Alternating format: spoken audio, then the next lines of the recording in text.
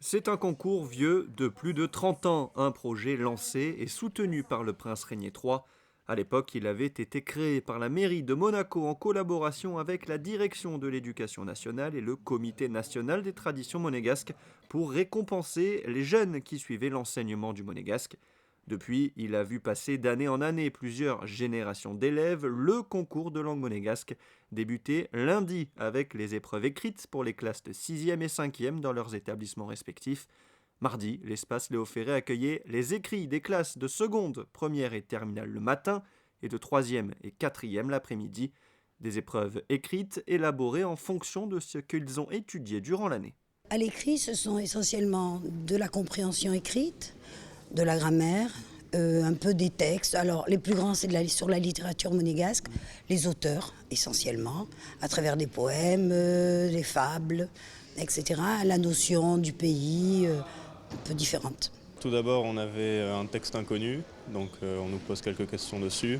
Et après, une notion plus générale qu'on a vue au long de l'année, une petite rédaction à la fin. Moi, depuis la 7e, j'ai tout le temps fait le concours de monégasque, j'ai tout le temps été pris, donc c'est vraiment quelque chose que j'aime faire. Et c'est vrai que là, bon, c'est ma dernière année. Et donc l'année prochaine, je pars à l'étranger, et donc ça fait quand même quelque chose sur la dernière année, parce que c'est vrai que moi, j'aime bien participer à ce concours, et même la langue monégasque, j'aime bien les cours qu'on a et tout. La langue étant le reflet de l'identité d'un peuple, ce concours permet également de perpétuer la tradition de la langue monégasque. C'est vraiment très important pour la langue monégasque d'abord. J'ai eu le privilège d'y être désigné comme responsable au conseil communal en 91. Pratiquer la langue, connaître à fond l'histoire de son pays, ça c'est important aussi, surtout qu'elle est très mouvementée. Et certain, puis la pratique de la langue est importante, il faut conserver ce patrimoine. En même temps, c'est d'apprendre la culture du pays, donc l'esprit. C'est pas seulement savoir dire la porte et la fenêtre et du vocabulaire, c'est aussi comprendre l'esprit du pays à travers justement les écrits.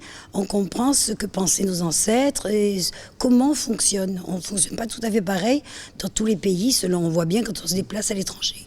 Ça donne évidemment un plus à la langue, et c'est vrai que c'est super important, je pense, d'essayer de garder au mieux cette culture et cette langue monégasque qu'on a. Près de 1500 élèves participent à cette édition 2015. 8 à 10% d'entre eux seront sélectionnés pour les épreuves orales qui auront lieu les 8, 9, 11 et 12 juin, avant la remise des prix le 23 juin à 21h30 dans la cour d'honneur de la mairie.